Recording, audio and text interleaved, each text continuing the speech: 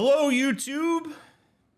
It is I, your gondola driver, Sherpa guy. And here we are at the fork in the river. Will I go left or will I go right? You'll find out after you put a little thumbs up on the stream and leave a comment down below. Thank you for making it this far into the playthrough. I am grateful for your support. I am grateful to those of you that have become fourth wall members and who also support the stream on YouTube via memberships and whatnot, and your presence and your views and all that stuff means a lot. So thanks for engaging with my content. You got a lot of choices out here on the internet. And the fact that you choose me is an honor. So we had a great episode last episode. We'll see what's in store today. I don't even have a prediction, so let's find out. Follow the links in the description too. All right. So, I am presented with a choice. Do I go right to Freya, or do I go left to battle? I want to go see if I can battle real quick. So we're gonna go battle real quick, and then we're gonna go to Freya.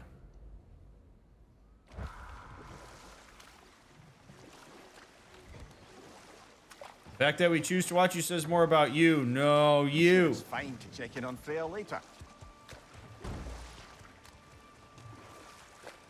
It says something about all of us. This place feels a lot more lively than it was last time.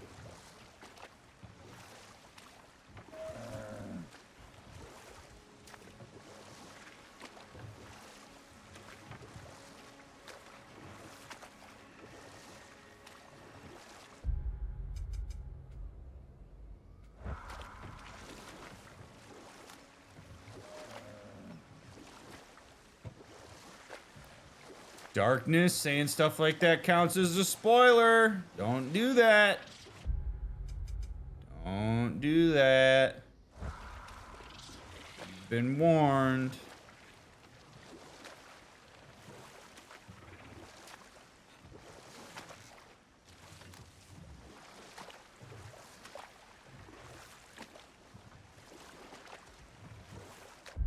What the hell? This little marker thing is confusing.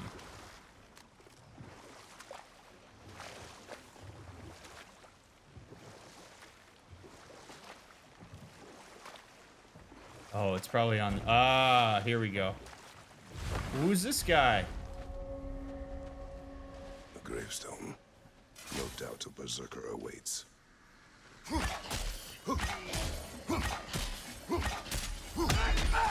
I don't think we've had Atreus for one of the berserker fights yet. It's gonna blow!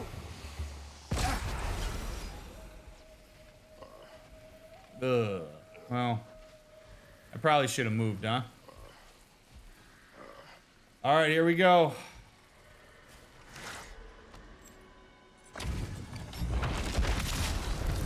Quick sucker the bold.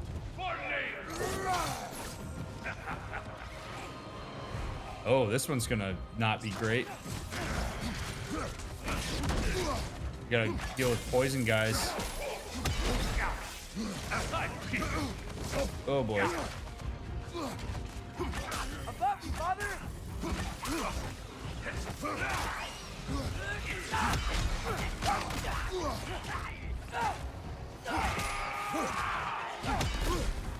Behind!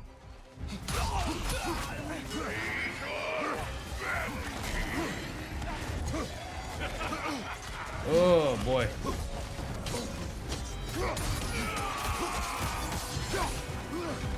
Behind you, father! Oh.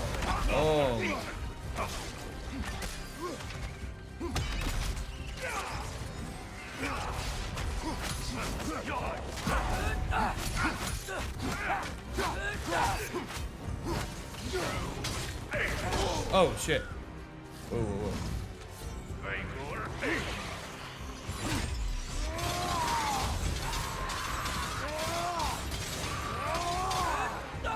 Right side! Incoming! Say goodbye. Don't hold back.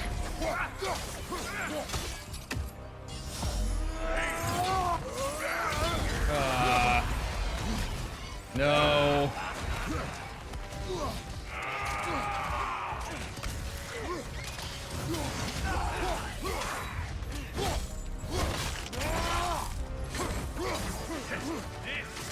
It's your day.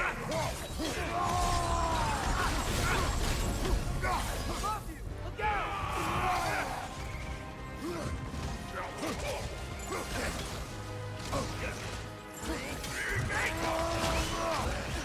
Man, this guy really sucks. Grab a shield!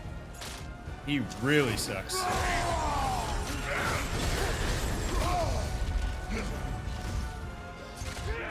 you! Incoming! Say goodbye.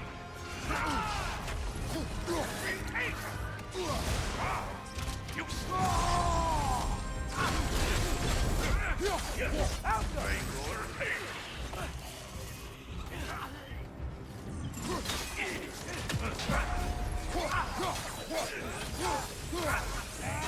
say goodbye.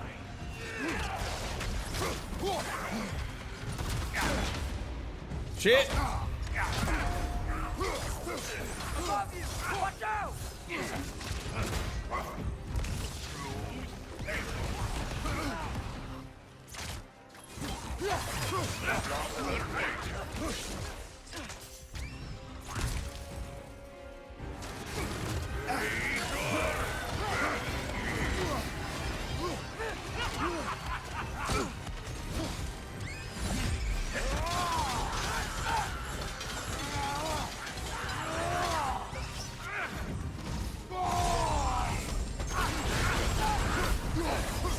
Alka! Behind you! Incoming! Be greedy.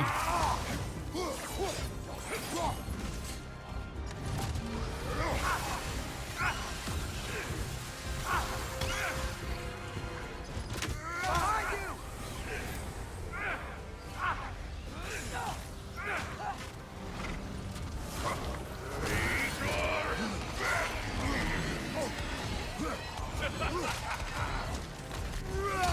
Let's go.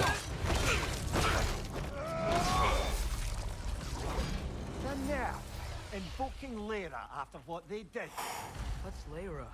It was a peaceful kingdom, full of artists and poets. Woo. But it fell to ruin long ago. And these berserkers were responsible. Them and their accursed King Hrolf. What little blood I have still boils at the thought. Did you live there? Let's just take this victory and move on, eh? There is no need to shoulder this burden on your own. Admittedly, you're shouldering the brunt of the work here. Let me worry about the emotional burden. That's actually fair. I really like that. It's a cool acknowledgement of like their roles, and then Mimir being like, "No, man, I'm good. Let me deal with this." Grab That's the all it has sword to and be. let's get us out of here, yeah? He can tell us all the stuff that he wants us to know at his own pace.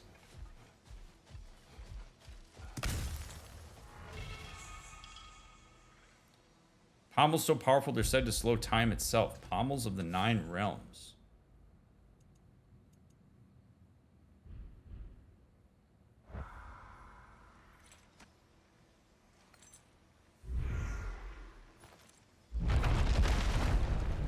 Sweet. All right. Well, that feels good. That we just knocked that out on the first try. I am fond of the fact that that just happened.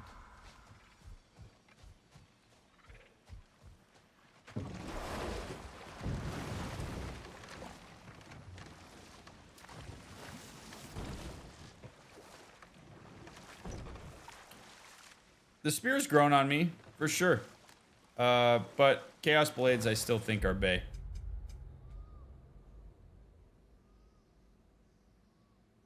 Now, I'm a little bit interested in the fact that why do I have...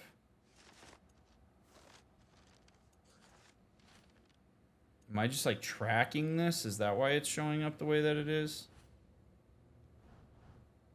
Like, why do I see that on my map?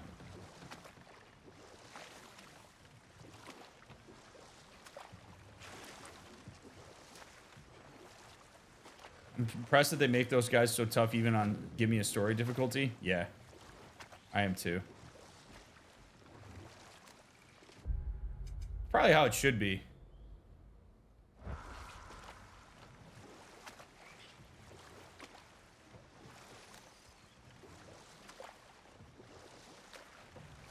If we go around this bend, we'll make our way back over there.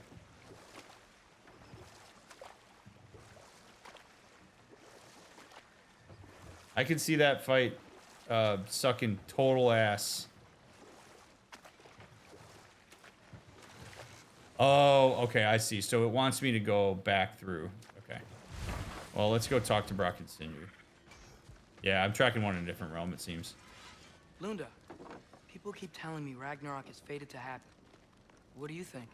You know, a lot of folk told me it was fate. I stopped smithing once I nearly lost my hand. So, nah. Fate can eat my sweet cheeks. I see why you and Brock get along. Oh, you don't see past the tip of your sniffer.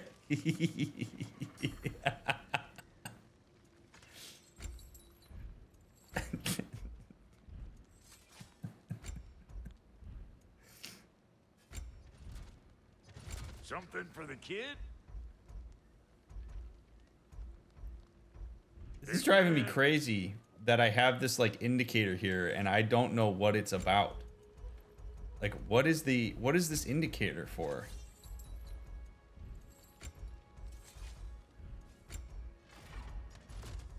I'm a gotta clear your notifications guy.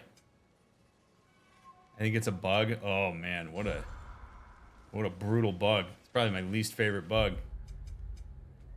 All right, now we can go talk to Freya.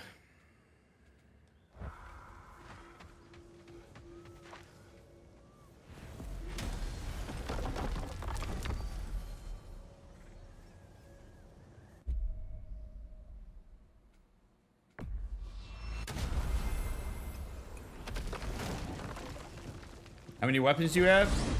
I have my blades. What else do you know of the mask? Only that it was the great passion of Odin's life. He journeyed across Aegir's burning ocean into the heart of the silent matron herself to find it.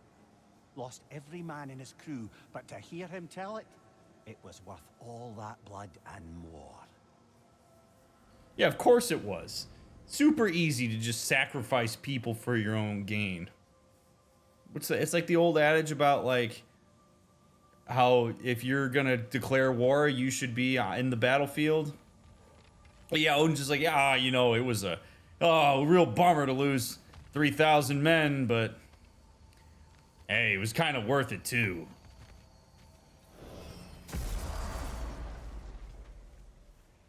Yeah, some of you may die, but that's a risk I'm willing to take. Exactly.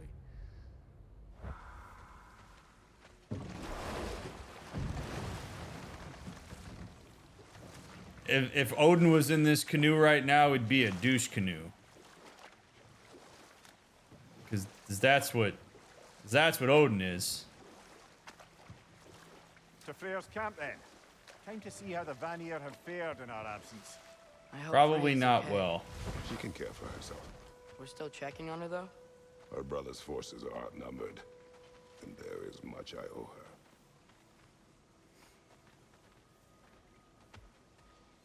Kind of hilarious that meme has been lasting, been the lasting cultural impact of Shrek. Yeah, especially when the prize is knowledge, which is especially dangerous in the hands of a man of Odin's style. Yeah, I'd say so. What does Dr. Mick think Kratos and Atreus' music taste would be? I don't know.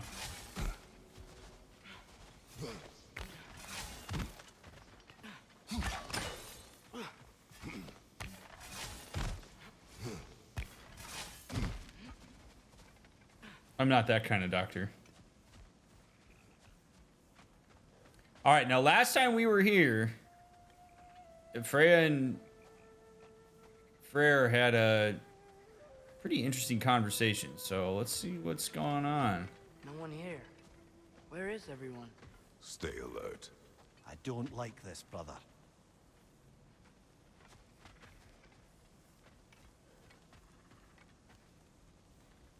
It's a bit ominous. I bet Kratos and Atreus would listen to DrMick, because Kratos and Atreus are really into advanced technological ways of listening to music, and they really like their streaming services. Food. It's still warm. And on Spotify and Apple Music, they can find DrMick and listen to his music. They'd probably like that a lot. And if you want to have as good of music taste as Kratos and Atreus, you could go to a streaming service similar to them and see what all the rage is about. And by rage, I mean Spartan rage.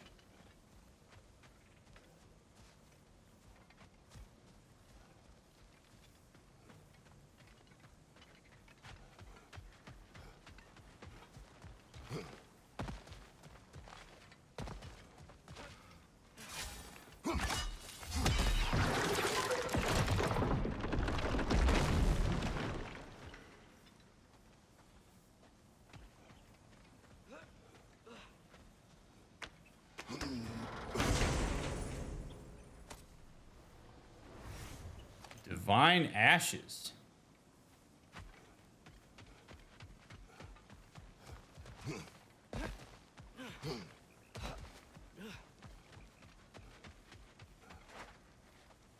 Even the two elves are gone.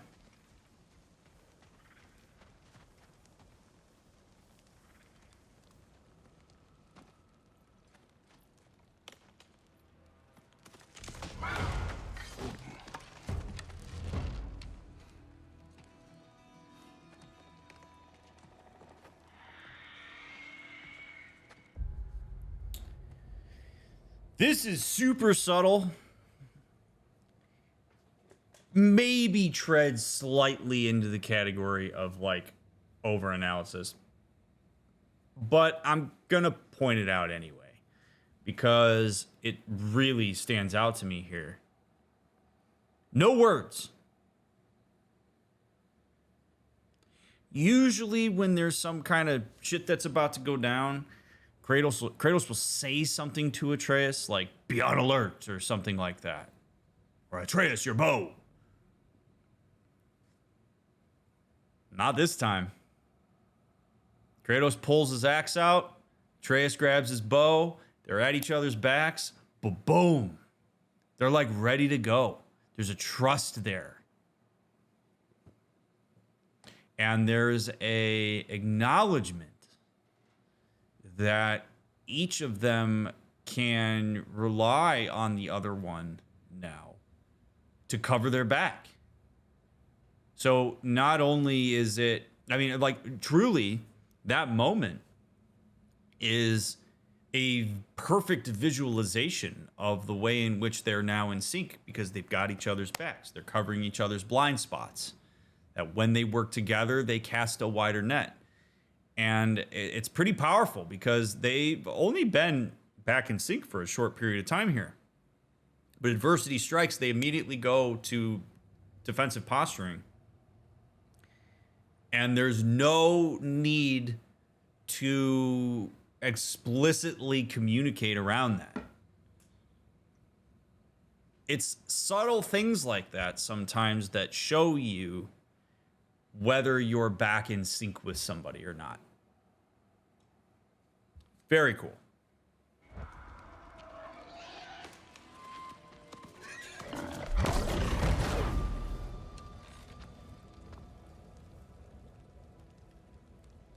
What's up? Hey? Kratos. Atreus. A welcome reunion. Unexpected, but welcome. You know us? Can't be. Is that who I think? Oh, you shifty bastard. It's almost good to see you again. And for once in the shape of a man, or nearly. So that's how they got your head out of your ass. Maybe now you'll stop being such a half-blind, piss-drunk, oversexed liar. He was more of a pig than I ever was. I do not know you. Do you not recognize your handiwork? Hildisvini. Remember when we first met Freya in the woods? After I... Oh. I am so sorry about that. Freya's poor. Her advisor. And friend. Counselor to the Vanir. And yes, while exiled at Midgard, I was trapped in my boar form.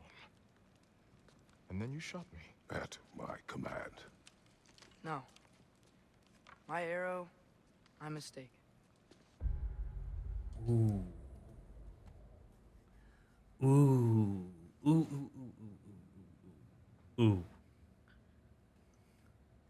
That is okay. So I gotta take us back. I don't know how brief I can make this. I'm gonna try. This takes me back to our conversations about oscillation, particularly developmental oscillation.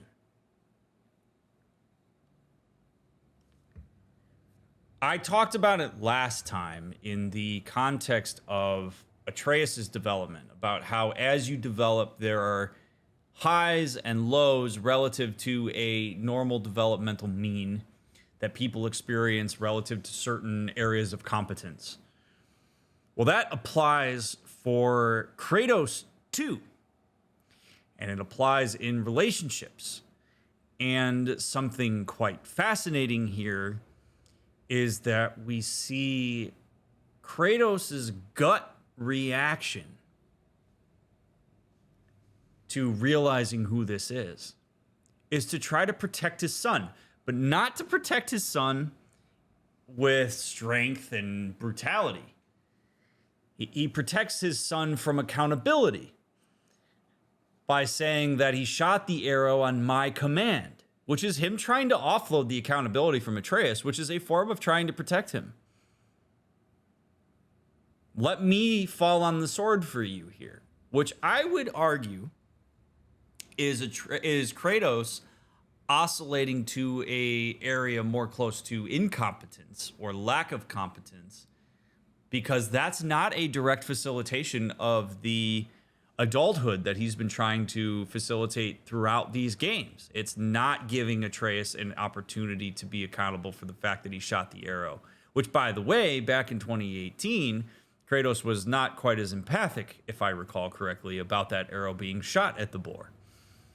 So Kratos drops, but then the cool thing that we see here in terms of the interplay of their developmental oscillation is Atreus stops his father essentially and says, nope, my arrow, my accountability, which is a beautiful response to Kratos in that moment, because Atreus could go in the direction of like, thanks, Dad, you really did me a solid there, homie. Thanks for taking the fall on that one, because yes, you did. Which would be more in the realm of being a child. Instead, he's learned a lesson from his father and goes in the direction of, nope, I'm accountable for my actions, no matter when it was that they happened. I can certainly acknowledge that I was a kid when it happened, but it was still my arrow, which is true. Goes back to last episode's conversation we had about accountability when Garm was dead. So I love the intersection here of that, because we see Kratos' gut continue to be a little bit skewed in the direction of I need to protect my son at all costs. And it's no longer I need to physically protect him. It also includes I need to abstractly protect him from concepts of accountability and what are the ramifications for the fact that it's his arrow versus my command. And Atreus recognizes that and pushes back and does the more adultish kind of thing, which I just, it's a really small thing there, but it really speaks to the development and also how development doesn't happen in a straight line. Development is a rocky process, but this is how you negotiate that kind of interplay of those oscillations weaving back and forth. Really cool stuff. Really, really cool stuff. Let's keep going. Forgotten. Vanaheim needs our help more than ever. Even Mimir's. Come. You know what? I give this guy a lot of credit. I realize that we like just met him and maybe we would take this kind of thing for granted, but how often people let their history bullshit get in the way and cloud their judgment of a moment that's happening in the here and now. The fact that this guy can say, you know what, it's water under the bridge. It happened years ago. I'm not really worried about it right now because we got bigger fish to fry and we can work together. I think is awesome. And I really think a lot of people can learn from that. Like sometimes the dumb shit that happened in the past, or sometimes even the important shit that happened in the past, doesn't have to be present right now. Like doesn't have to be attended to. You don't have to get like an apology, so to speak, in order to be able to move on and live your life and potentially even have a meaningful relationship with somebody who wronged you in the past. Like there are, like you can drop the rope sometimes if you're like, you know what, it's over and there's really nothing for us to do about it right now. And we've all grown a lot since then. So let's work with what we got now. Like, I really think that there's some utility in that, depending on the context. But I think it's cool that this guy's like, look, Vanaheim's in trouble. I'm not really worried about when you shot me when I was a boar. It's that conversation would be a bore. Let's have a more interesting one. You know what I mean? Just watch where you aim that bow of yours. My hide's not so thick in this form.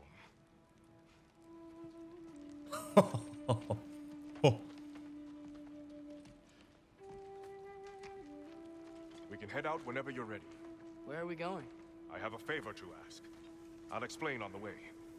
As is tradition. Hildisvini! When we first met Freya as the Witch of the Woods, we had wounded her magical boar and helped her to heal him. Now we've met him restored to his human form, a trusted counselor to Freya and Freyr. He appears to hold no grudge against Atreus and I, but his rivalry with Mimir seems long and bitter. Yes. Well, sure we'll get more context on that later. Where's Freya? She came here to help her brother. She leads the search party for Freyr and Bigvir. They've been captured by the Einherjar. How'd that happen?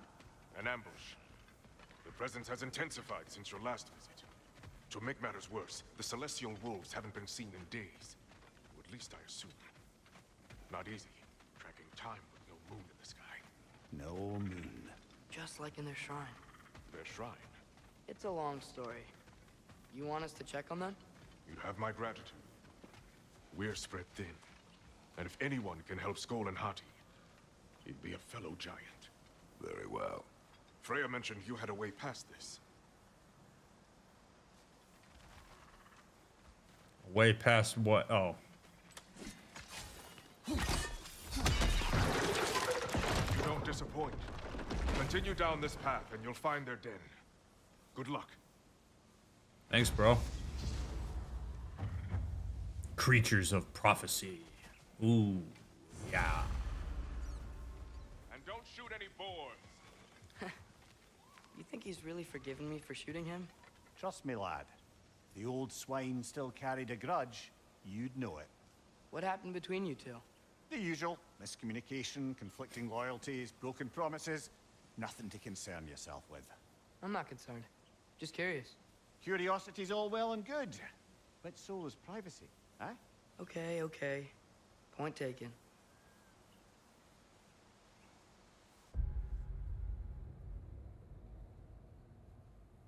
That's how you set a boundary. It doesn't affect us now. Like, I mean, there's a little something between the two of them, but it doesn't affect Kratos and Atreus. The access to that information would really just be a bonus. And if Mimir doesn't want to go there, he doesn't have to. So that conversation was actually cool because Mimir made an assumption there. Mimir made an assumption that Atreus was concerned, which is likely a projection. which means that maybe there is some stuff there to be concerned about, or it's a reflection of maybe some shame that Mimir has, because really this game has been packed with a lot of shame from what Mimir did when he was in his younger days when he had a body. Like, maybe it's a concern in a global sense, maybe it's a concern in terms of Mimir's self-image, but regardless, the fact that he chooses concern as a way to conceptualize Atreus' approach to him tells us more about the content as opposed to about Atreus. So I love that Atreus clarifies and says, I'm not concerned. That's how you bust through a person's projection, and says, in fact, I'm curious. And so then when Mimir hears, I'm curious, he realizes, okay, this is a time where I can set a boundary then, because if your intention here is curiosity, this isn't something that I care to talk about, because it's not something that is involved in this given process. So I'm going to set a boundary here with you, and I'm going to make it pretty clear. And I give him credit for that. So really what I love there is that interaction is a healthy and mature interaction between the two of them. Of information presents itself. Atreus takes a shot. Mimir projects a little bit. Atreus clarifies. Mimir sets a boundary. There's nothing wrong with that. That's great. And Atreus can drop it because he's not entitled to the info.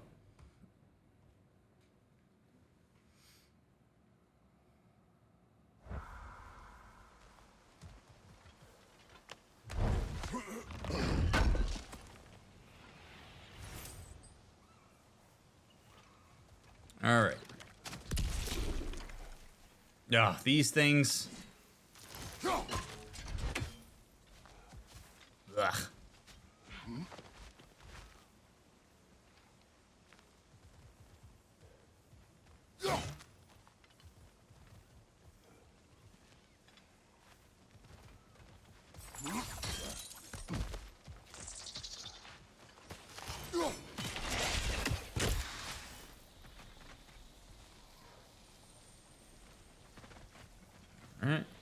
This really is a beautiful area. I also really, just from a game design standpoint, I don't think I've said this yet, I really appreciate the way that Sony Santa Monica does retreads. Because you go back to the same realms and you go back to the same areas, but the fact that you progressively unlock different areas of the realms you're already familiar with, I think is really smart and cool.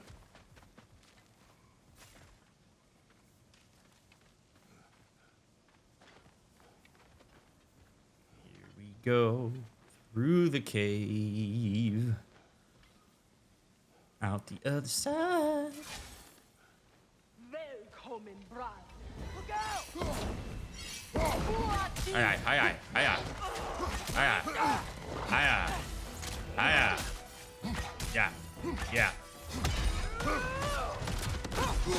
Oops. Oops.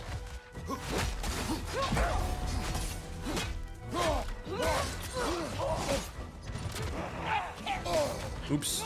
Totally whiffed. No, that's not what I wanted to do. Not what I wanted to do.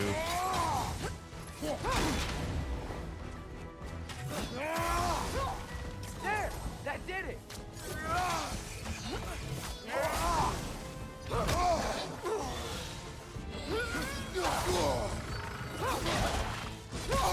Oh my god.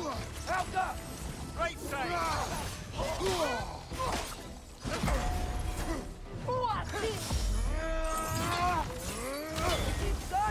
How about arrows?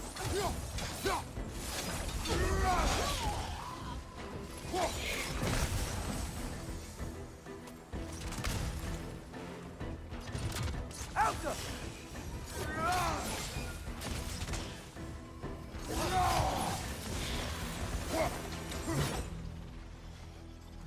Anaheim looks and feels so different from the other realms. It's warm, like Svartalfheim, but there's a kind of thickness in the air. Egros. What? Egros. Greek. For humid. Egros. I like it.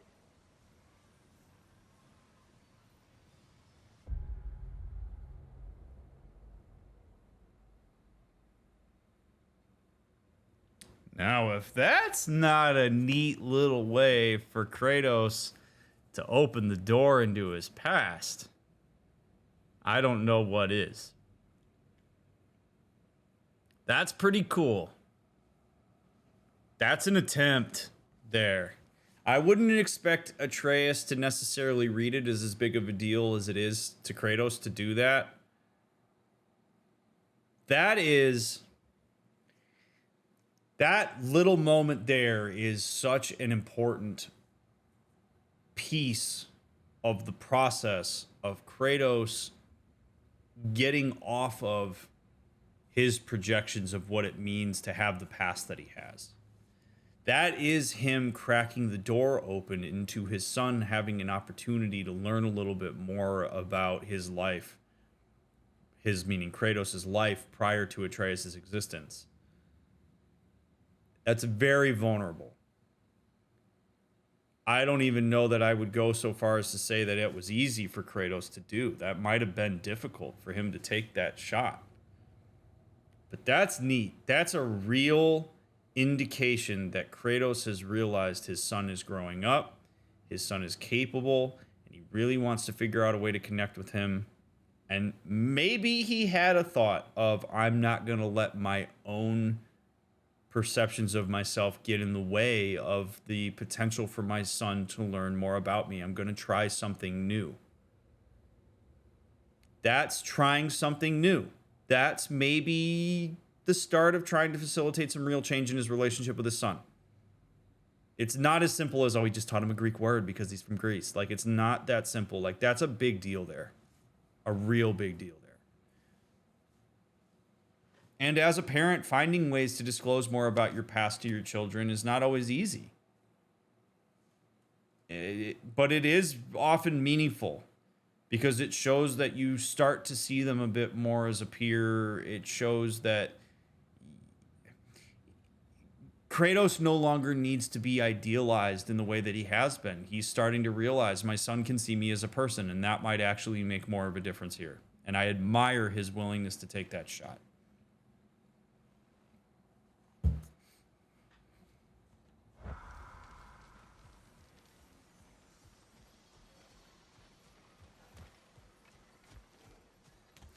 The small moments here in the dialogue of how their relationship builds are excellently represented.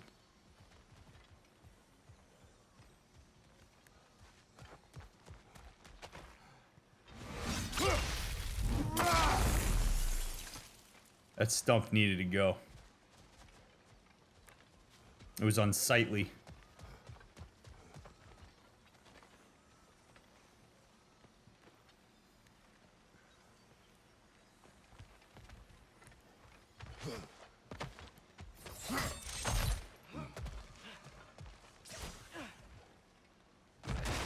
Find the Nokin! It's making these things stronger! Yeah. Shut up. Yeah! Stay quiet! Yeah, that's what I'm saying, Atreus. That's what I'm saying. Behind you! Incoming!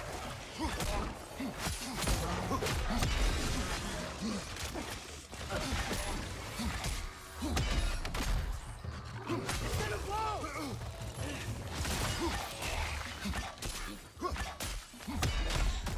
Left side, brother! Oops, thought I was holding left bumper.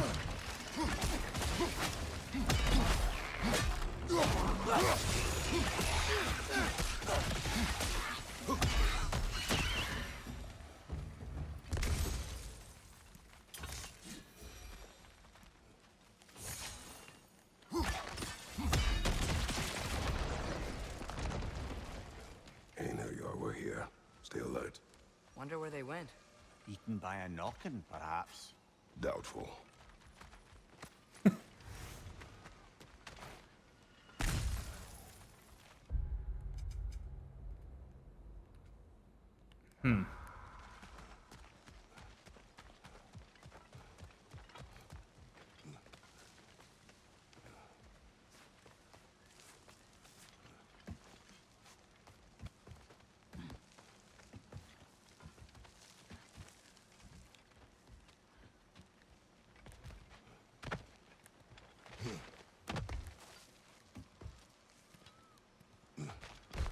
Oh, neat.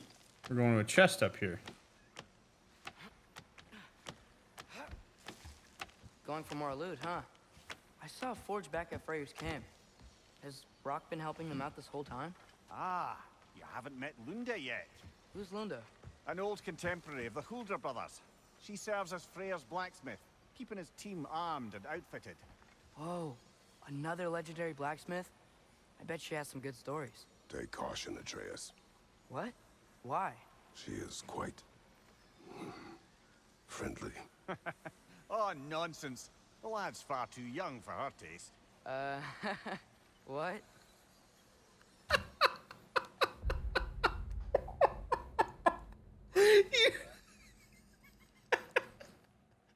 You could have given me 10 guesses of what Kratos' worry about Lunda was going to be, and I would never have even gotten close.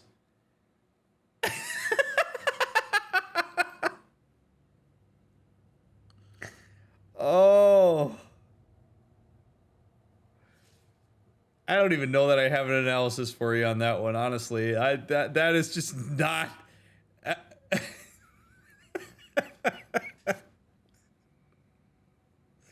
Not where I thought that was going to go. Really not where I thought that was going to go.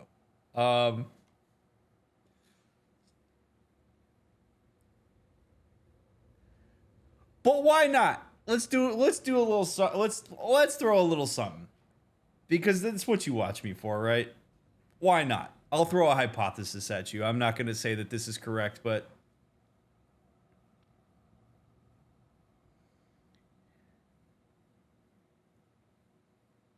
Kratos is unbelievably well developed from a physiological standpoint. Like his prowess as a guy who can just like hammer his way through the realms, undisputed. But you know something? Growing up in Sparta, I'm sure that Kratos did not learn much about the dynamics of courtship. Like, I don't really think Spartans spent a lot of time talking about how to read romantic and sexual advances. And so I think we're seeing the arrested development of Kratos's potential understanding of courtship and how he conceptualized Lunda, such that he makes the suggestion to Atreus that Lunda might hit on him. Which we all know is probably not going to happen. But Kratos, I think, is actually legitimately concerned. Possibly even concerned that Atreus wouldn't know what to do in response to that. Maybe because he wouldn't know what to do in response to that. I don't know the nature of how him and Faye got together. But I do know that if we take a second and instead of like laughing at Kratos like I just did, actually try to understand where he's coming from. If you take development into context, it kind of makes sense why he would show that worry.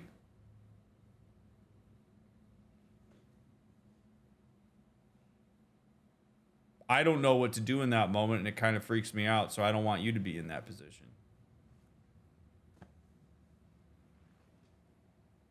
He clearly hasn't had the talk with Atreus yet.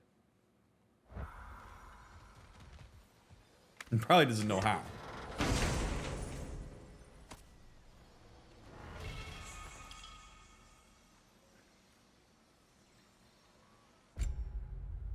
Leviathan's Roar. Meh.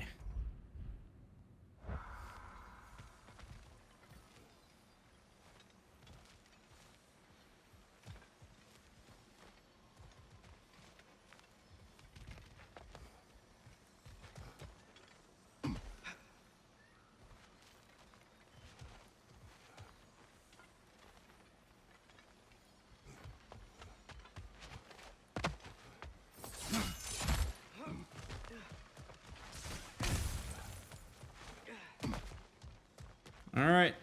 Let's get out of here. Let's skedaddle, as they say in Greece. This excursion into Vanaheim means you've now visited each of the 9 realms. Huh. Guess you're right. Not many mortals can claim such a feat. Not many gods either. Even your father has yet to grace the halls of Asgard. I'm in no hurry to do so. Hildisvini said Freyr and Bigvir were captured. Who's Bigvir? He's a light elf, a former scholar exiled from Alfheim with his wife Bela. She may be their best warrior. Why was he exiled? You'll have to ask him for the full tale, but I take it that he and Bela's quest to unite their people was frowned upon. Wait, Bela's a dark elf? Yes. Wow. Well, that raises even more questions. Hope he's okay. It's just a small thing. I do think it's a bit neat that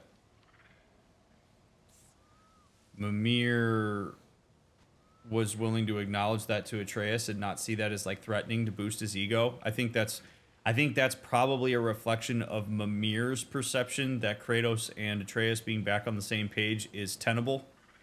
Because, you know, however many episodes ago, people were pretty averse to trying to boost Atreus' ego and make him seem special because they were worried he was going to act recklessly. The fact that Mimir is willing to point out that not many mortals or gods even have made it to all 9 realms to Atreus would puff his ego significantly. But Atreus takes it in stride. So, again, you learn a lot about people's perceptions of certain dynamics through how they interact, what they disclose, and what they hypothesize about and share. And the context of Mimir saying that, I think, shows a shift in his perception of Atreus.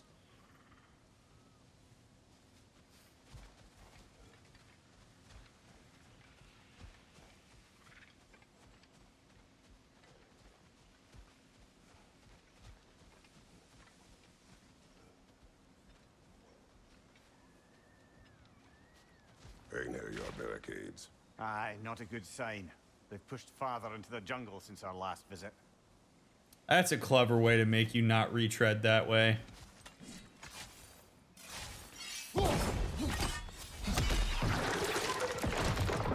Surprised Atreus hasn't been like, hey, Dad, can I try chucking one of those spears? You mind if I give it a little toss-a-roo?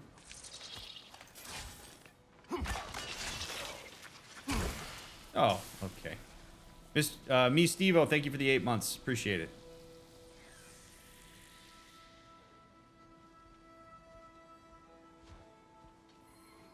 All right, we can slow down on the O button.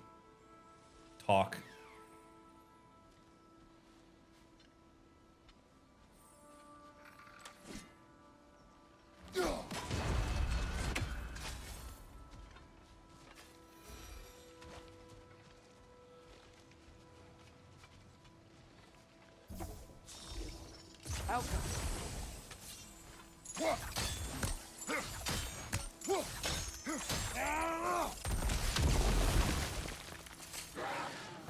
Oh, good. Find the Nokin! We're making these things stronger!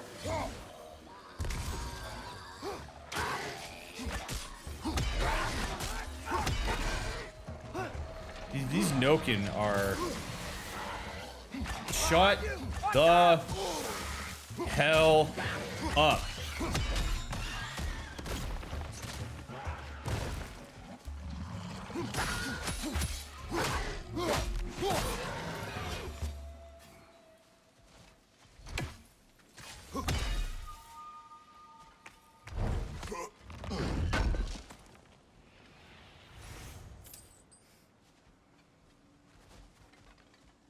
Alrighty. Excuse me. Excuse me, Atreus. Excuse me. God, you're such a giant. Brother. Thank you.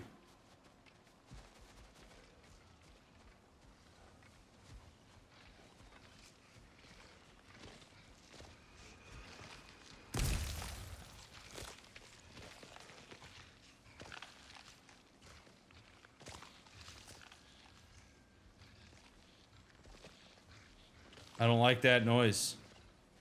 I don't like that noise at all.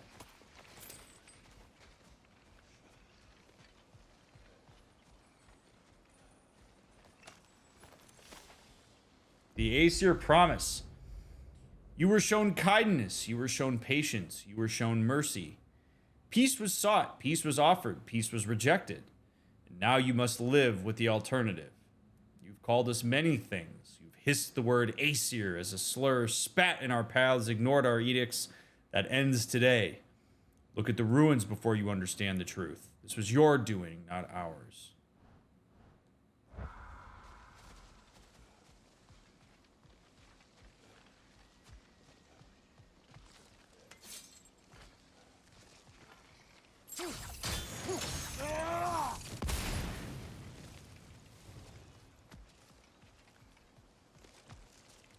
There's Mr. Chompy Chompy.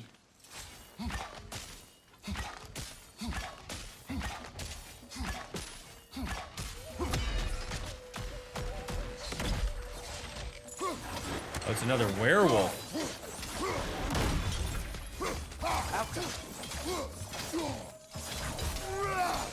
This guy had no chance.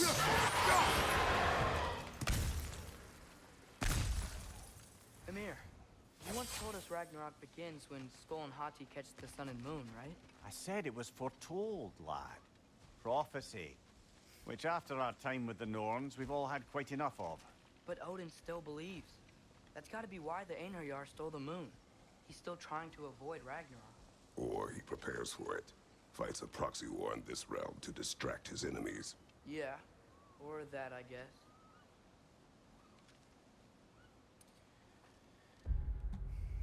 Good for Atreus.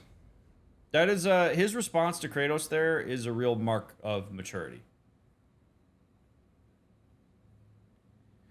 There's a arguing is a very typical and expected part of developing for teenagers. Teenagers learn how to create a decision tree, stand up for something, formulate a thought process, connect abstract symbols by arguing with people.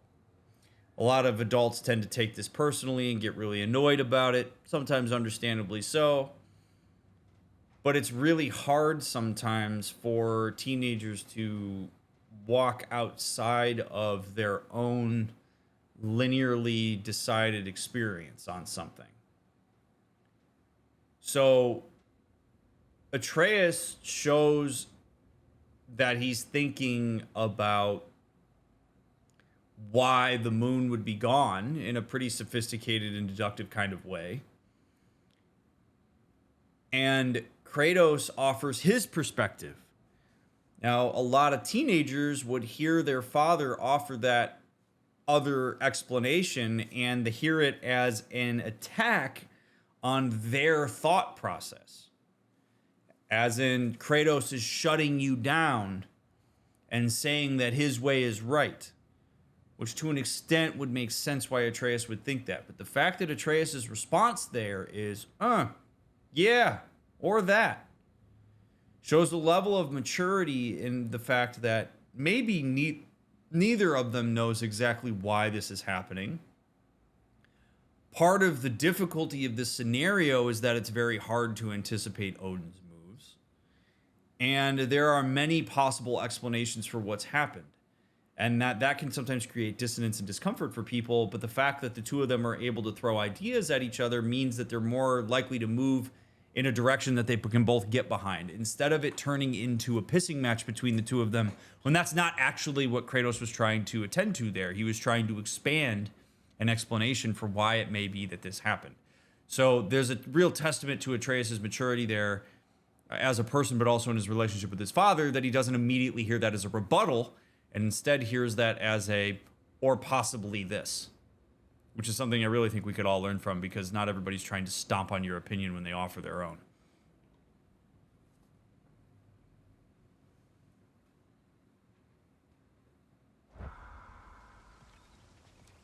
All right.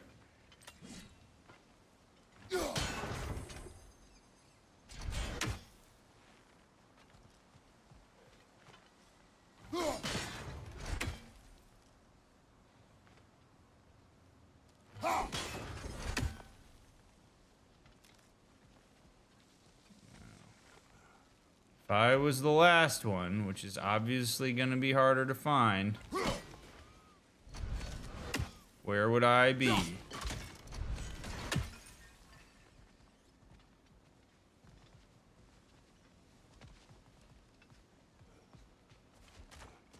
I love that they really get you all fired up like, oh, this isn't hard at all. Oh, there it is.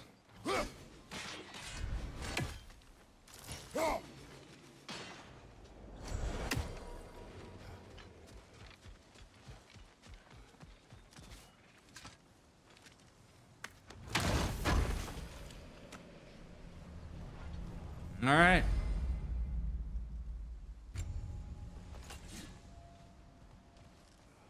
Dunzo.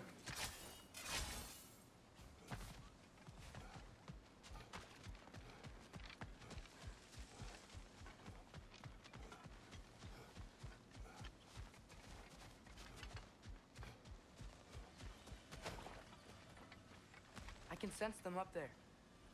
It's gotta be their den. Excited to meet Skoll and Hattie, lad? I mean, I've heard all your stories. It's gonna be weird meeting them in person. Legend meeting reality. At the very least, it shouldn't fail to entertain.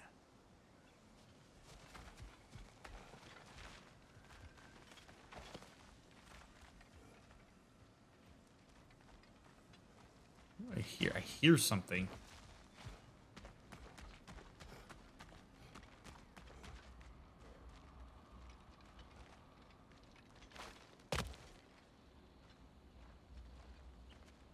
Oh!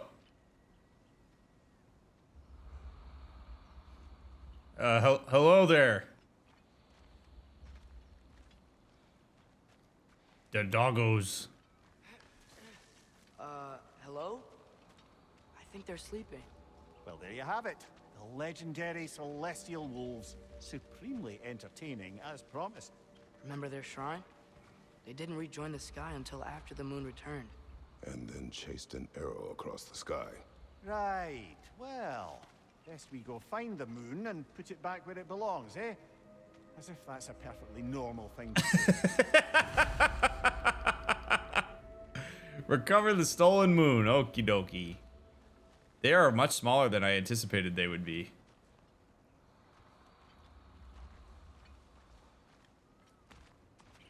Yeah, let's go get the moon, huh? There's the sun. Let's go get that moon.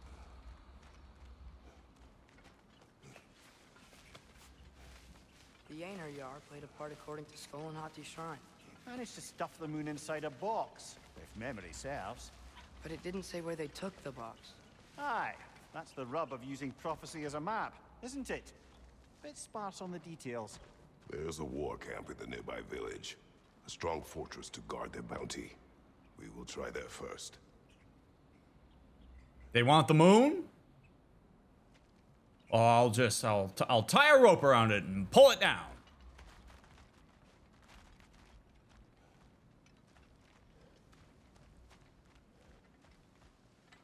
So besides Hildisvini and the elves, who else is part of Freyr's army? Not much army, really. Although Midgard was a soldier, once walking the path of a traveler. I imagine he's handy with that enormous broken sword of his. A traveler that doesn't want to kill us. That's nice. I'll say. Oh boy.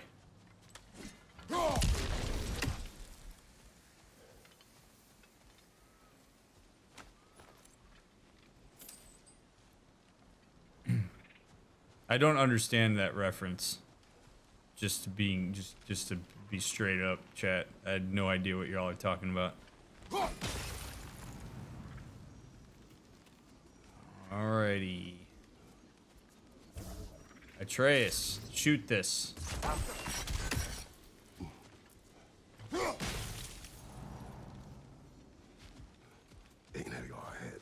ready. And an axe came flying out of nowhere and hit the guy in the balls. Oh, I missed. Ugh.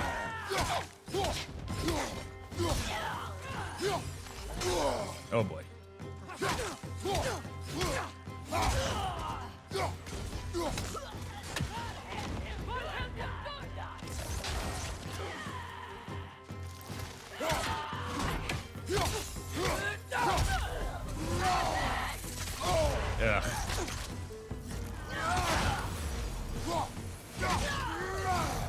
Get out of there. Oh boy, that was close. That was close.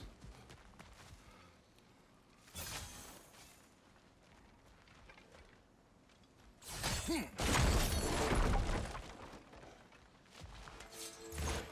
you see that? I didn't know they could do that. A new enemy. Stay alert. Yeah? Correct.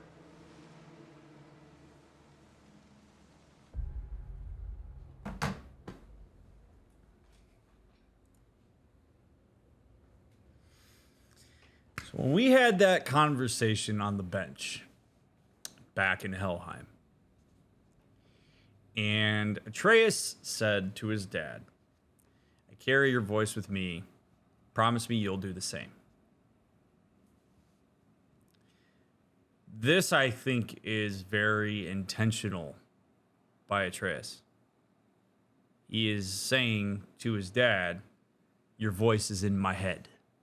This is Atreus trying to take care of his dad here. He's saying these things out loud now so that Kratos can go, yeah, that's exactly what. It's Atreus trying to solidify in his father's mind that Atreus is going to be okay and that Kratos' voice is with him. It's actually a really sweet and beautiful way of Atreus trying to take care of his dad. And I think a lot of parents find a significant amount of meaning when kids show them this kind of thing. And I really don't think Atreus is doing this inadvertently. I think he is in some way trying to show his dad, I'll be okay and you're with me. I've learned from you. It's pretty cool.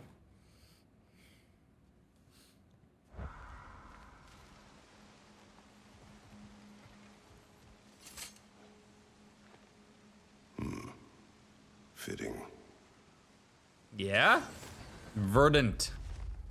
The Vanir acknowledge the abundance of their realm, but they need to write it down. The need to write it down is redundant. The beauty of Vanaheim speaks for itself. I like that.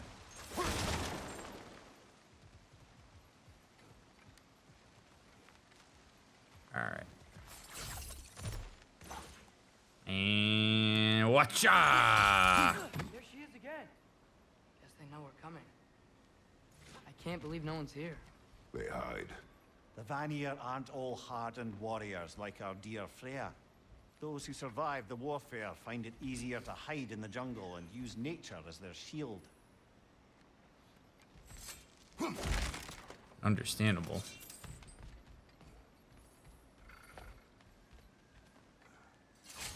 Where's this raven? I hear you. Oh, do I hear you?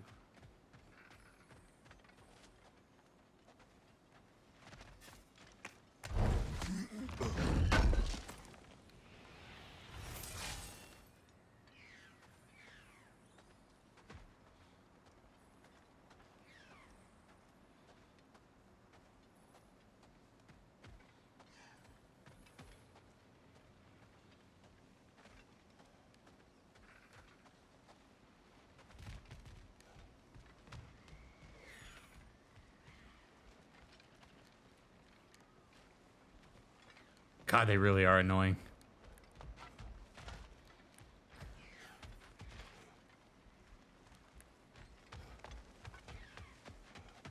Where?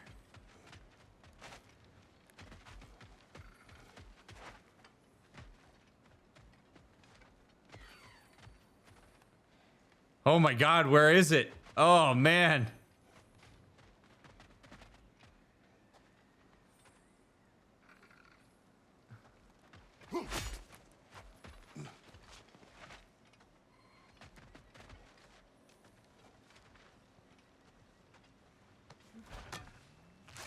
Stupid bird, where are you?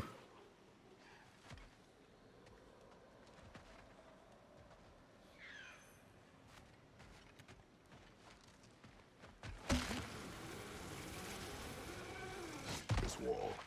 When I bring it down, we strike. Yep.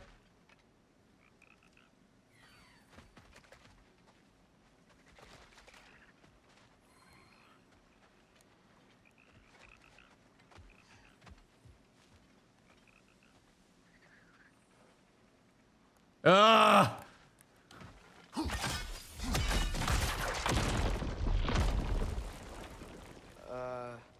Empty.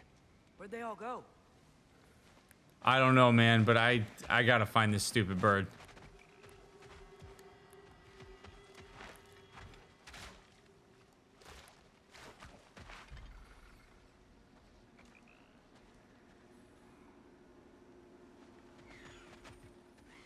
This bird's name is Waldo.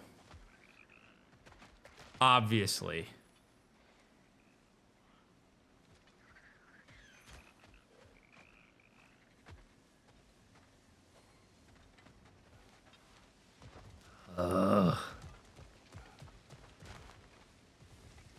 Wait, there's the moon. Box? Down there. That's gotta be it. Let's chuck a rock at it! No. This is definitely an ambush. Yes. What up?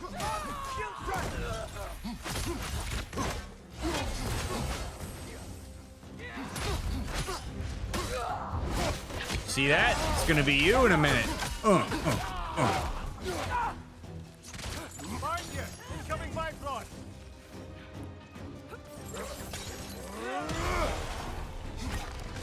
Well, oh, that was awesome. Yeah.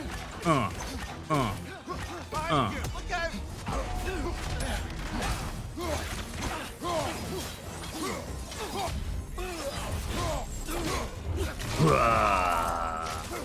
That's Atreus. That's your son.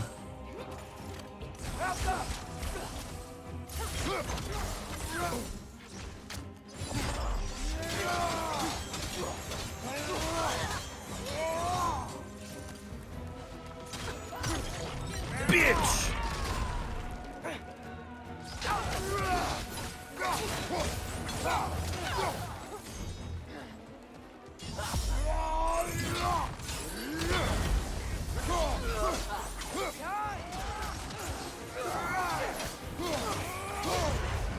Whoa!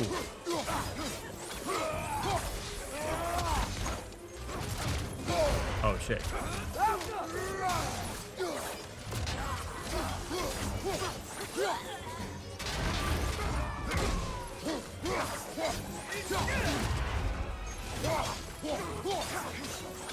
Last enemy.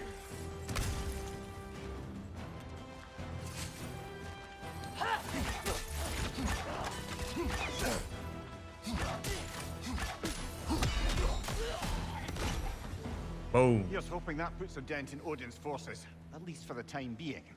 I don't think Asgard's running out of soldiers anytime soon. Yeah, unfortunately, I don't either.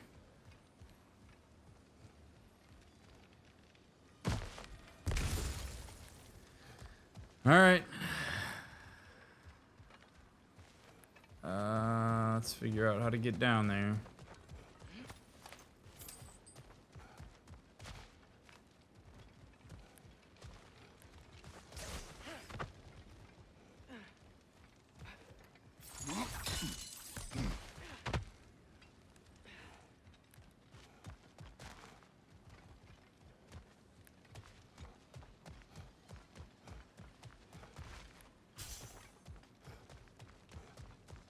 I can slaughter enemies with ease. Finding my way down. Too hard.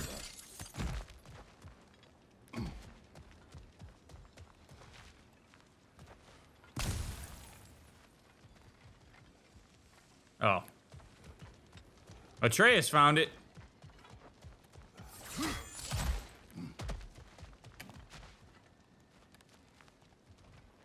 Ready to put the moon back where it belongs? Okay, yeah. That is a weird thing to say. It is. We also don't know if this is gonna happen, Atreus. But I'm gonna let you be excited about it instead of pessimistic. Oh boy. What up? Okay. She's getting away. Come on. All right. I'll follow you, son. A double ambush? Okay. See that coming.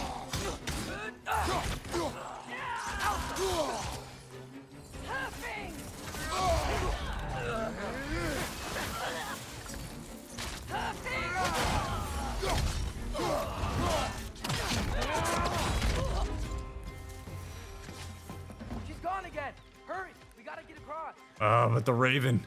Oh, I want to kill the Raven, Atreus. There he is. Bitch.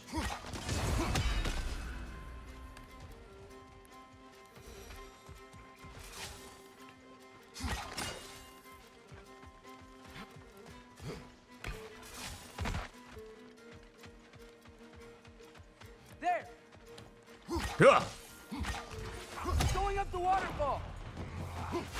And she should have just stuck to the 7-digit numbers she was used to.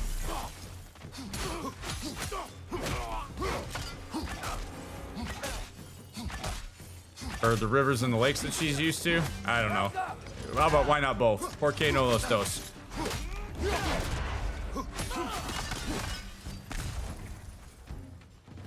She's still up there. Another ambush? Really? Third time's the charm. They are not smart. Aye, and there's that.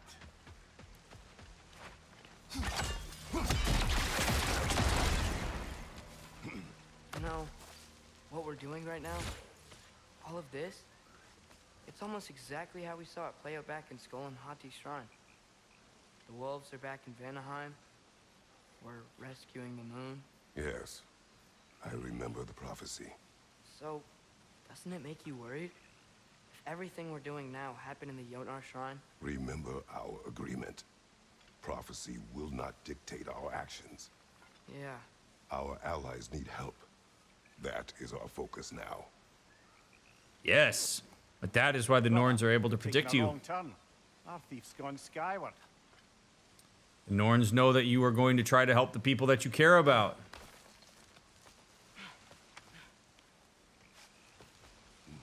And that is why everybody knows what you're gonna do. Also, there's a diverging path here, which I'm gonna have to remember, because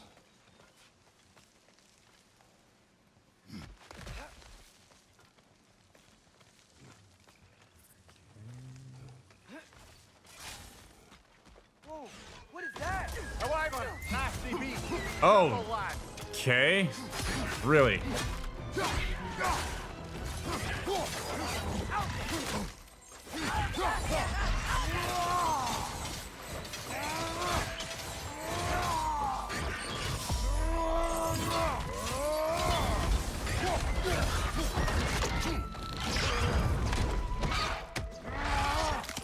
Oh! Good God. Right side, brother!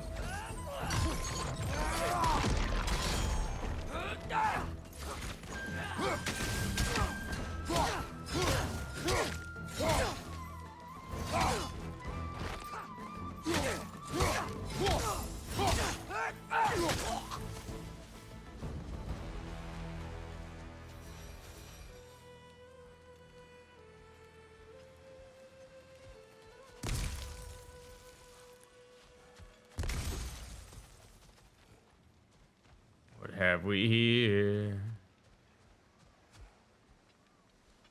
It's cold. Is this? It's from Helheim. Heimdall must have grabbed this while I freed Garm. I was there, but I didn't know. And now you fight to undo the damage. Your guilt is misplaced. Yeah. No, you're right.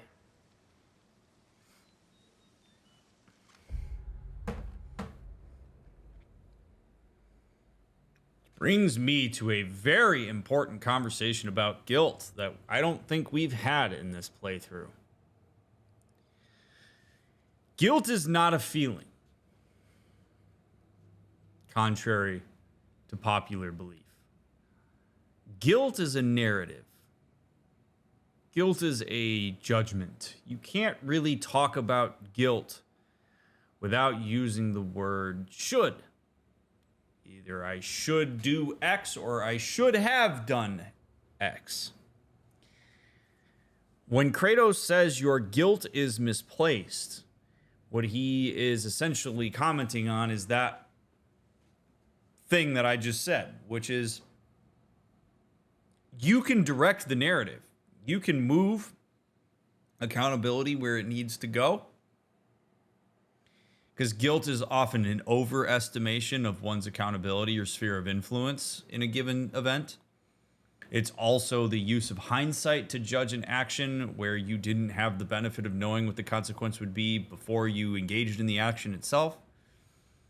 So when people talk about being crippled by guilt, what they're really saying is that they are crippled by the narrative that they're choosing to tell themselves about what should or should not have happened relative to their overblown sphere of influence.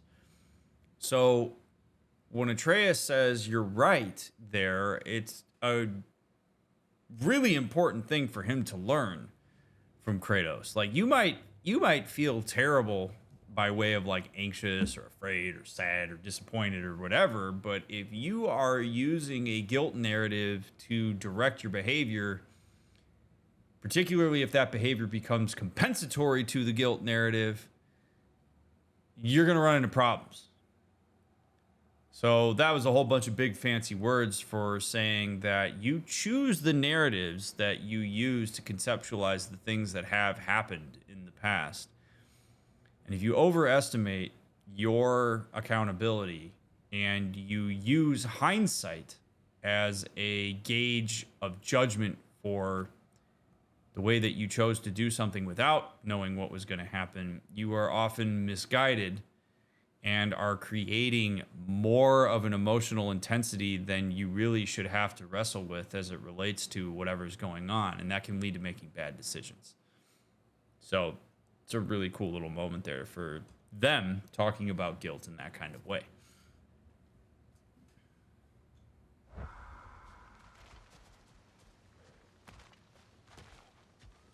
Like, yeah, dude, you feel bad about it. You're reacting to Heimdall.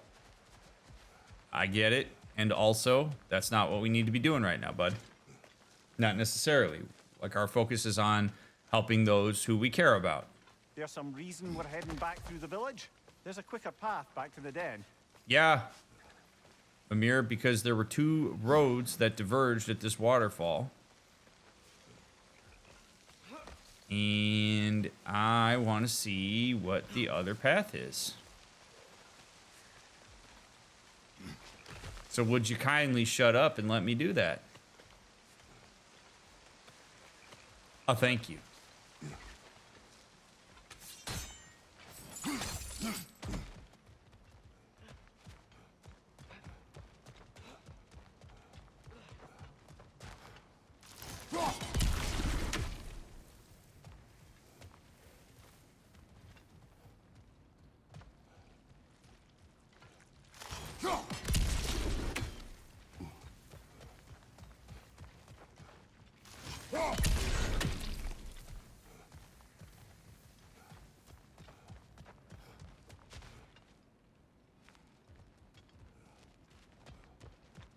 Heidi ho!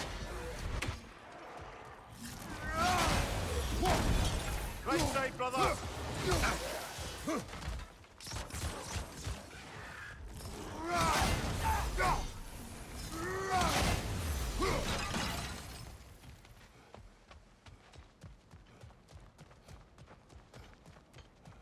Now, I remember we were back here with Freya. I find it interesting.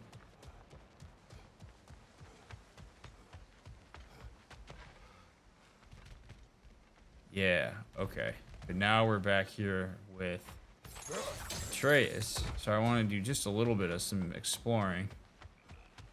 Just to see if there's anything neato around here that is here now that wasn't here before. And then we'll go back.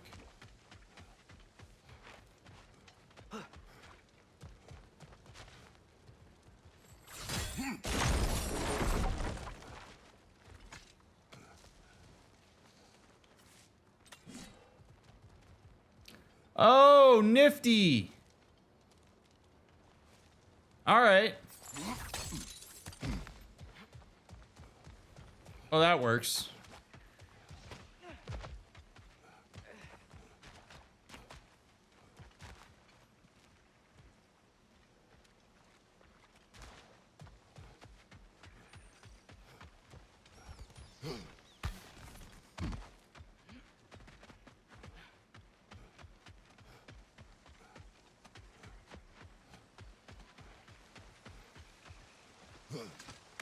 That's cool. I like that. All right.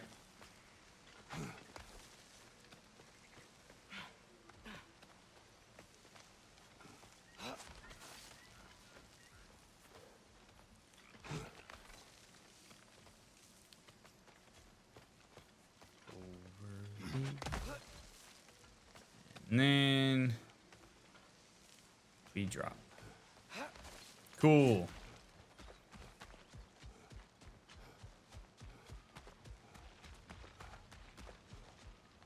We can return to the den through here. They will pursue. Keep your guard up.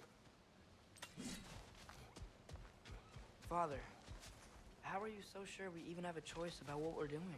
Doubt is a weakness we cannot afford. Who said anything about doubt? So far, we've done everything the Giants said we would. We make our own choices. Nothing forces us.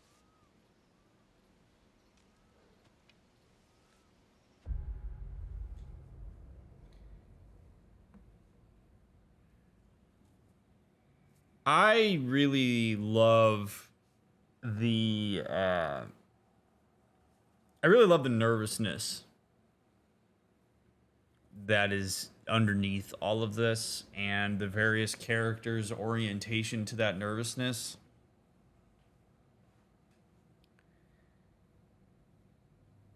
I will point out here that Atreus expressing these worries is a real sign of maturity. We've seen a shift in Atreus over the last couple episodes where he is now open to the idea that maybe he doesn't know everything. He's been kicked in the shins enough times now that he's learned, okay, maybe I don't always have the best idea.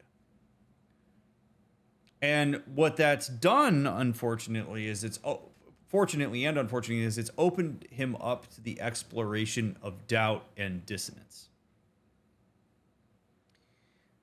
So I really think adults are dangerous when they think they have it all figured out and they claim to know exactly how things are. Like, if you do that and you don't acknowledge complexity, you're really gonna whiff a lot.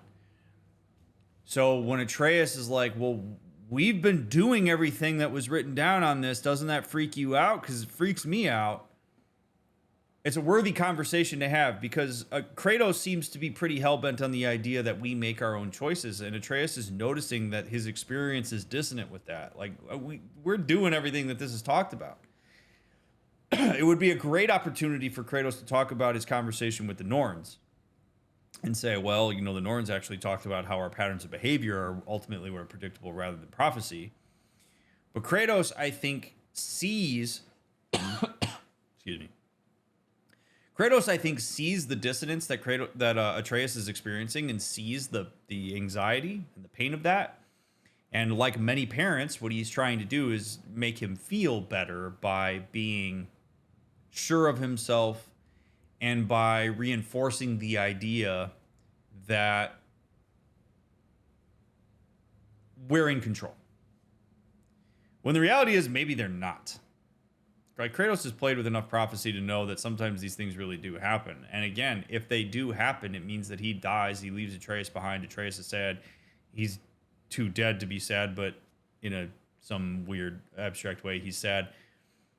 So we see this aversion to really getting into the nitty-gritty of this, when the reality is neither one of them knows. We don't know.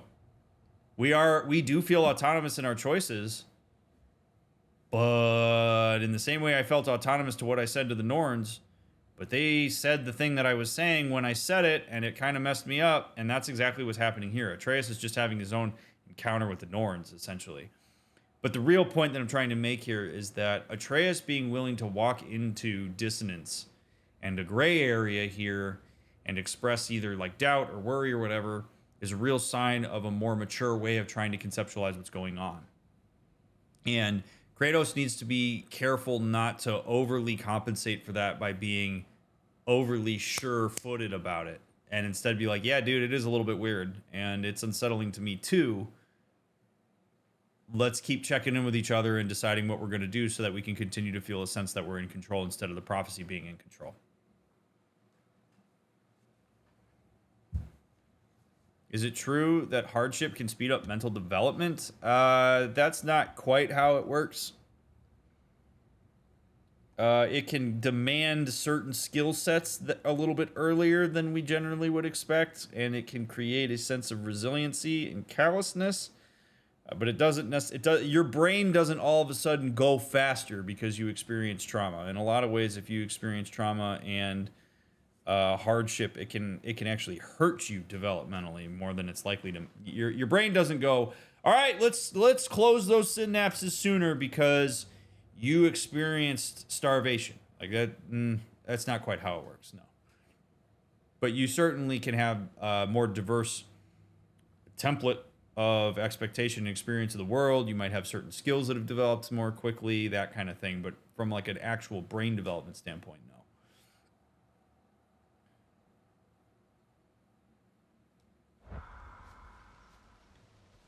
All right, let's keep it moving.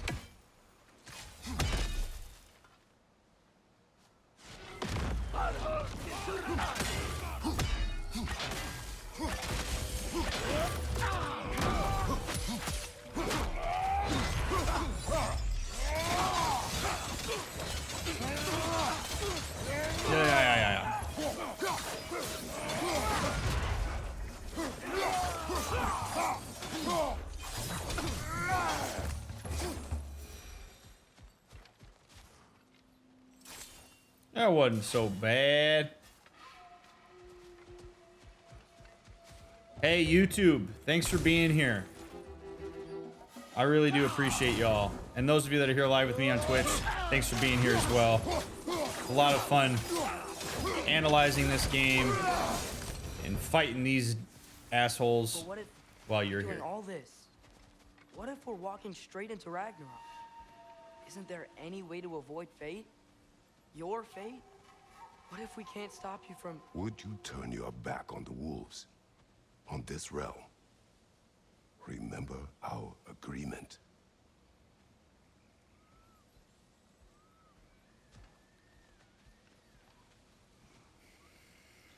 It's a fair-ish way to help him try to conceptualize that. He's scared. That's all this is. This is big boy stuff here. And Atreus is scared of losing his dad. At the end of the day, that's what's coming down to all of this. And when people get really worried about something that they perceive to be an inevitability, they start to move in a certain direction. I mean, Atreus is basically like, what if this doesn't work? What if this does? Blah, blah, blah. What if? What if? What if? What if? What if? There is utility to what if questions. But it only takes you so far, because ultimately the only thing that Kratos and Atreus can control are the decisions that they make in the here and now. That's it. And I appreciate very much that Kratos continues to remind Atreus of that. I do think that if he wanted to take his parenting to the next level right here, he would be a bit more like warm in his acknowledgement of like, hey, Atreus, it seems like there's some stuff bubbling right now. Do you want to sit down and chat about it real quick? Because they do really well when they come together and they chat about these things, like we saw in Helheim. So what Atreus is essentially doing is he is lobbing the idea to Kratos of like, I still need my dad for some emotional comfort. And Kratos doesn't read that very well, which is part of his character. And I get it. Either one of them at any point in time could say, hey, can we please like sit down and talk about this? It's okay to game plan a bit for what ifs, as long as it's within reason and they're realistic. It's when you start just going down the wormhole, where the what ifs are really more about your anxiety than they are solving the problem, that you got to be really careful.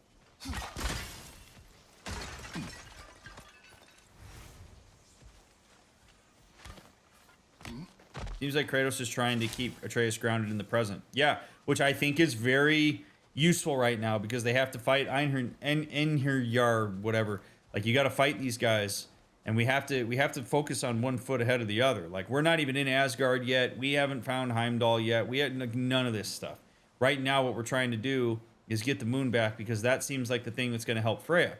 Now, could either of them say, maybe we bail? Maybe we let everybody else figure it out. We go back to Midgard. They could do that. Which is a very real thing. We talked about this way back when Atreus was going to talk to Freya behind Kratos' back. That at any point in time he could choose to do something different. He's not locked into following just because he's got cost sunk. It's the same thing here. Because the thing is like they are ultimately presented with a choice. They are choosing to help. They are choosing to do what they believe is necessary in order to assist the people they love. And that means that there's a relatively predictable path that this will go down because there are conflicting agendas up the wazoo. Kratos and Atreus could at any time decide that they don't want to take care of their friends and family and the people around them and decide that they're going to just hang out, the two of them, back in Midgard and see what happens if Ragnarok comes or not. They could do that. They could decide not to intervene. In some ways, that would go directly across everything that Kratos has ever known because, Jesus, if anything, Kratos intervenes. He has spent his entire life intervening. And so maybe the big profound second order change for Kratos that keeps him and his son alive is for him to stop intervening. Let Freya and Freyr figure their shit out. Let it go. But Kratos doesn't really seem interested in separating himself from that. It goes against whatever his like moral and value code is around what you do for the people that you care about. And while that's admirable, I'm not saying that that's a bad thing. I'm not saying that they should bail on Freya. What I'm saying is that it really is true that their patterns are quite predictable. All you have to do to get Kratos and Atreus to do something is put their friends in peril, and then they go. And they follow whatever track seems to be the most obvious to get their friends back to safety. So here we are. But there is always a choice. And sometimes it's not particularly clear. Sometimes it's incredibly difficult. Sometimes it goes against convention. But they could bail at any point in time. And that actually would probably inject more chaos into this entire thing.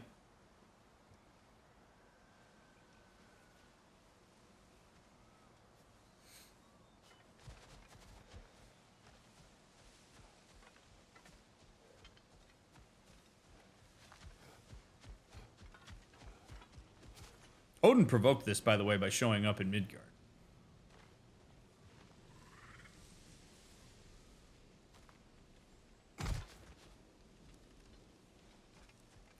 Like, Kratos and Atreus weren't really trying to do much other than just chill. And then Odin showed up and was like, I want peace, and ended up basically starting war.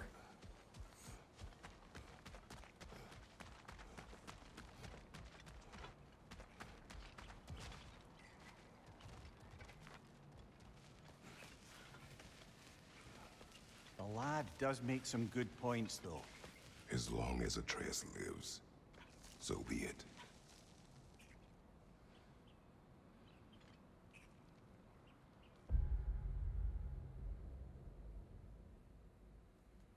All right, Kratos is cool with dying. I mean, there it is. There it is. Kratos does not have the same investment in living that Atreus has in Kratos living. I think that's a pretty key point here. Like probably any parent in the world would say, I would die if it meant that my kids could live. That's any parent who gives a damn about their kids, you hear them say this. And it's understandable why they do.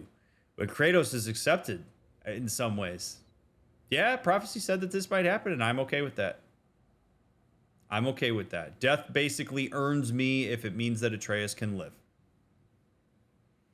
And that directly clashes with Atreus' goals. But this, all the more important reason why it would be a really good idea for Kratos and Atreus to talk about that.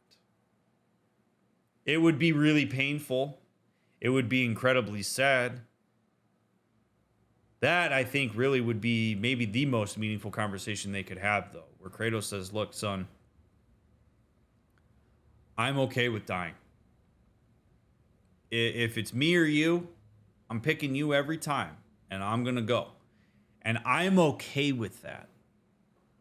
I realize that that would suck for you. I realize that in a lot of ways I'm all you've ever known. But I'm okay if me dying means that things get reset and that you're going to be safe and okay. And surrounded by people who we trust, like Freya and Mimir and Brock and Sindri. I can live with that, so to speak, when I die. And giving Atreus the opportunity to really process that with his father while his father is still there. Like, that's the beauty of having conversations about mortality with your parents or with a loved one when mortality is knocking at their doorstep, is how awesome it is to have the opportunity to grieve the loss of that person while the person is still there, and you can actually talk with them about it and deal with it, instead of waiting until you're gone for your child, in this case, to put all the pieces together and process it. There's real meaningful utility to having these conversations while you're still alive. They're hard. They're not easy. They're painful. They're sad.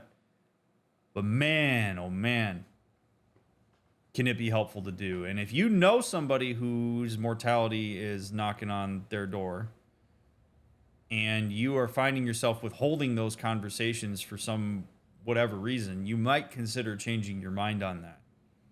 Not hijacking the situation from them, but really trying to connect in the context of that rather than shove it away. It's a big deal that Kratos has made his peace with this.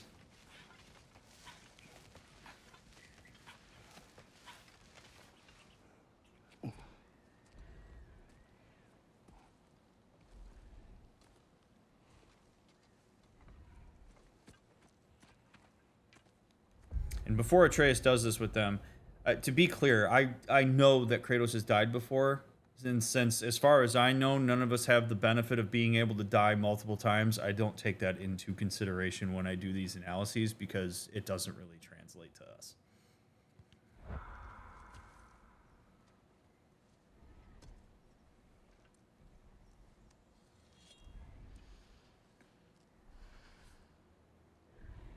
Here goes nothing.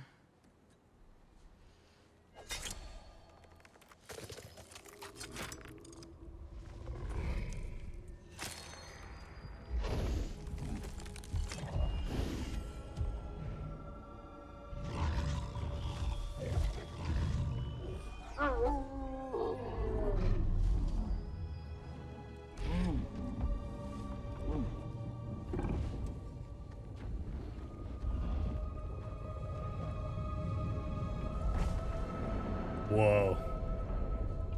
Just like inside their shrine.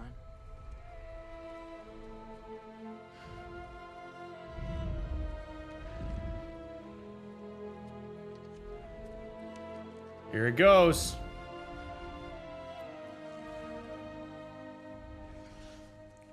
If I do this, Fate only binds you if you let it. Do what is necessary. Not because it is written.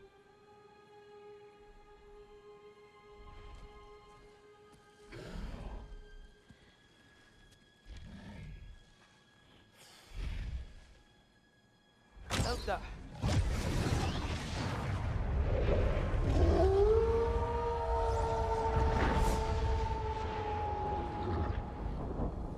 I just got goosebumps, man. Wow. Good choice, lad.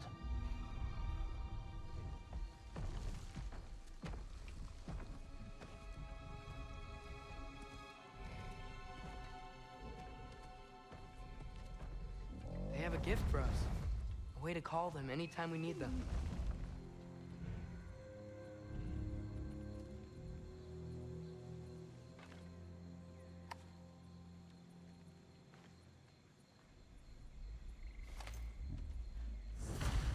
Remember that altar we saw when we first got here?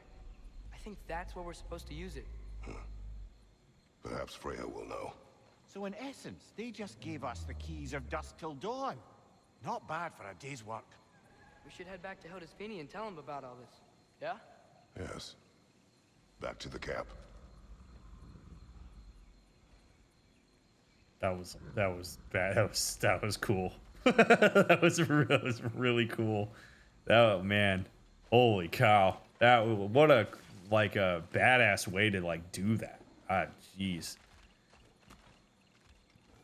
It's like we have the ocarina now. We can just play the song and just make it daytime or nighttime whenever we want. What a cool power to have. Wow, this place changes at night. A lot. No less humid, unfortunately. Look out! Alta! Left side!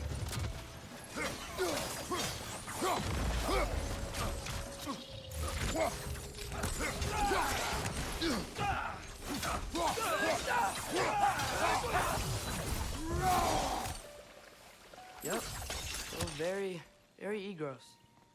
Liking it less now. I love that. That's cool. Use the word. Connect with your dad.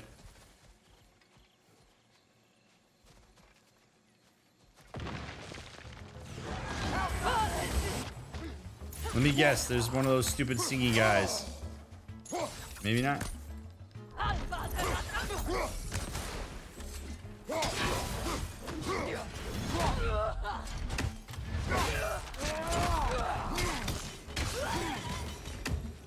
That wasn't the same one from earlier, was it? No. They come back fast, but not that fast. In Asgard, what else did you see of Odin's army? Well, all these Einherjar we've been fighting, they've already died in battle once.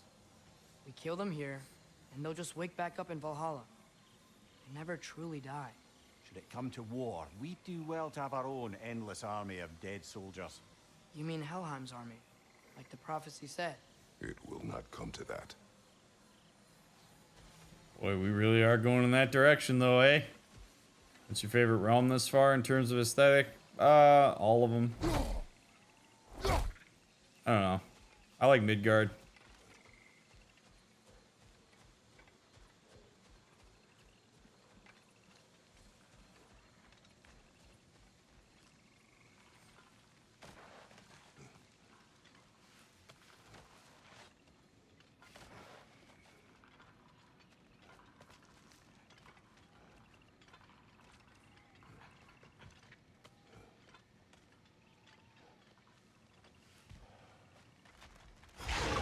Yeah, saw that coming.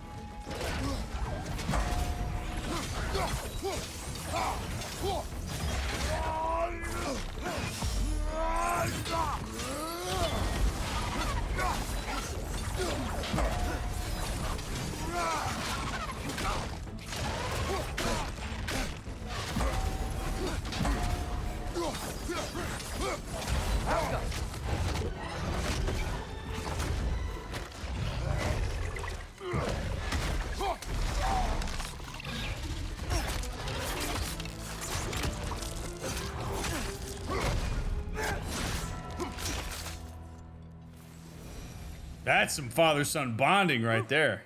Guess they like the Egros. I love how often he's saying that.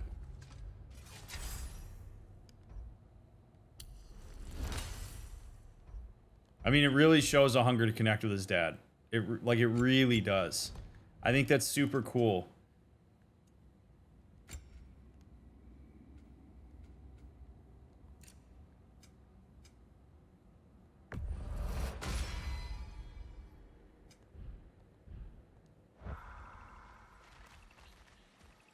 Which, if you're Kratos, you teach him more words. A great way to have yourself internalized by your son is to have him using your language. We can get across from up here.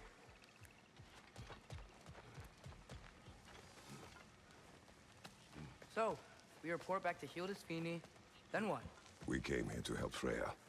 We will not leave without rescuing her brother and the Light Elf. Okay, but Odin's not gonna stop searching for mask pieces. That is his concern, not ours. Sure, but if that mask offers all the answers... Then it will surely exact a price. Be wary of shortcuts to knowledge. Yes, Father.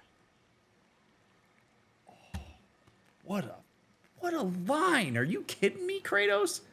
Woo! Beware of shortcuts to knowledge. Woo! Guess who's not getting a smartphone on his 16th birthday so he can browse the internet at his leisure? But in all seriousness, that's a cool line. Like, shortcuts to knowledge. You learn by doing. You learn from experience. You learn by evaluating and deducing and messing up and failing. Not by finding a little mask. It's a good lesson for Atreus. A really good lesson. Internalize that, big dog. Here's how you say that in Greek. That actually would be a really good way for him to teach a lesson, by the way. Say, here's how you say that in Greek. Good way to connect him to his conceptualization of it while also staying connected to his dad in a very, like, abstract way. Like, when you learn that there's a particular way your kid will connect with you, take advantage, man. Target down!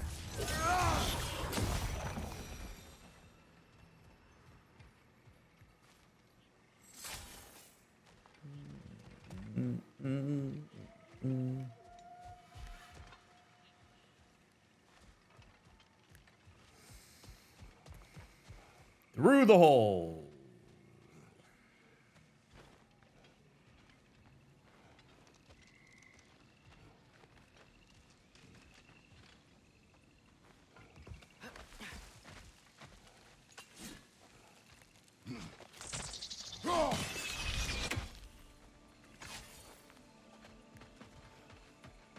Do all the Lancer want to kill us? No, no. Only the carnivorous ones. Yeah, yes, the carnivorous ones.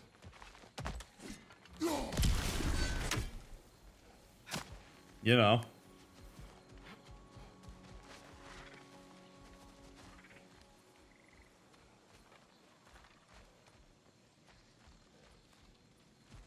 We have returned. And we'll go into camp at the start of part 28, which you probably were expecting. Thank you for making the time to watch this playthrough, to make it through this part. It was an absolute blast, as always. Every episode of this has been fun. Usually by the time I hit the late 20s on a playthrough, there's some part of it that creeps in where I'm like, oh man, I'm getting tired.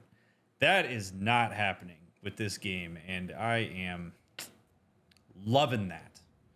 So, if you're binging this series, I'll see you over in the next episode. If you're waiting for the next one to come out, I'll get it out as fast as you can. Follow all the links in the description. Leave a like, leave a comment.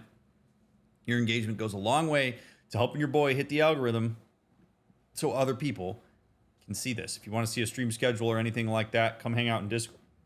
Come hang out in Discord. I post stream schedule on a monthly/weekly basis. There's all sorts of other good stuff there. And again, become a Fourth Wall member if you want to support the stream. 95% of the money you spend on Fourth Wall memberships goes to me directly instead of to Google or Jeffy Bezos. So it's a great way to support the stream. Maybe pick up a little merch on your way out. It's been a pleasure, and I will very much look forward to catching you on the next one.